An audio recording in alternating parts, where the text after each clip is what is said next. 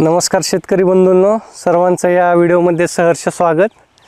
मित्रो, आज आपण या व्हिडिओच्या माध्यमातून गादी वाफा लागवड तंत्रज्ञानाचे नेमके फायदे काय आहेत हे जाणून घेणार आहोत। तत्पूर्वी आपण या चॅनलवर नवीन असाल तर आमच्या डॉक्टर बाळासाहेब सावंत कोकण कृषी विद्यापीठाच्या या यूट्यूब चॅनलला आपण सबस्क्राईब करा आणि बेल आयकॉनला प्रेस करा, म्हणजे असेच नवनवीन आणि माहितीपूर्ण व्हिडिओ आपल्यापर्यंत सहज पोहोचतील।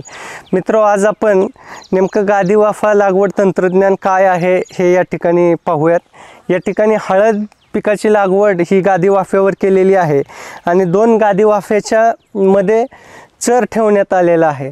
आता ह्या चरामध्ये आपल्याला पाणी साचलेलं दिसत आहे।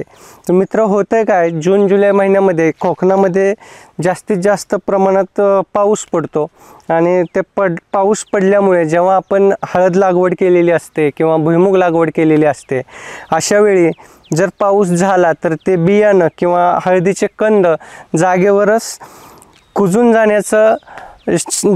जाण्याची शक्यता ही जास्त असते। तर अशा वेळी जर आपण गादी वाफ्यावरती जर लागवड केली तर जे जास्तीचं पाणी आहे ते या ठिकाणी आपण बघू शकता 2 वाफ्याच्या मध्ये जो चर असतो त्या चरातून ते वाहून जाण्यास मदत होते आणि साहजिकच ते बियाणं जे आहे हळदीचं किंवा भुईमुग लावलेलं असेल तर ते भुईमुगाचं बियाणं हे चांगल्या प्रकारे रुजतं आणि एकूण पॉप्युलेशन म्हणजे एकूण जी झाडांची संख्या आहे ती मेंटेन राहण्यास मदत होते। त्यामुळं त्याचा डायरेक्ट परिणाम हा आपल्याला ते पीक काढल्यानंतर उत्पादनावरती झालेला दिसून येतो।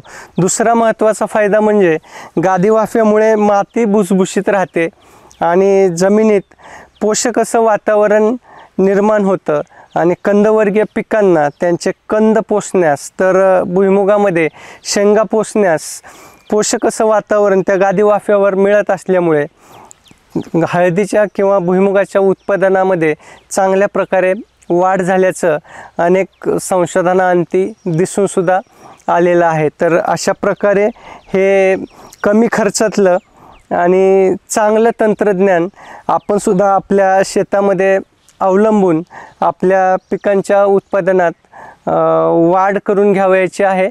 तसंच हा व्हिडिओ जर आपल्याला आवडला असेल तर व्हिडिओला लाईक करून जास्तीत जास्त शेतकऱ्यांपर्यंत हा व्हिडिओ शेअर करा, म्हणजे त्यांनासुद्धा गादी वाफा लागवड तंत्रज्ञानामुळे नेमके काय फायदे होतात आणि त्यामुळं उत्पादन कसं वाढतं याबद्दल त्यांनासुद्धा माहिती मिळेल।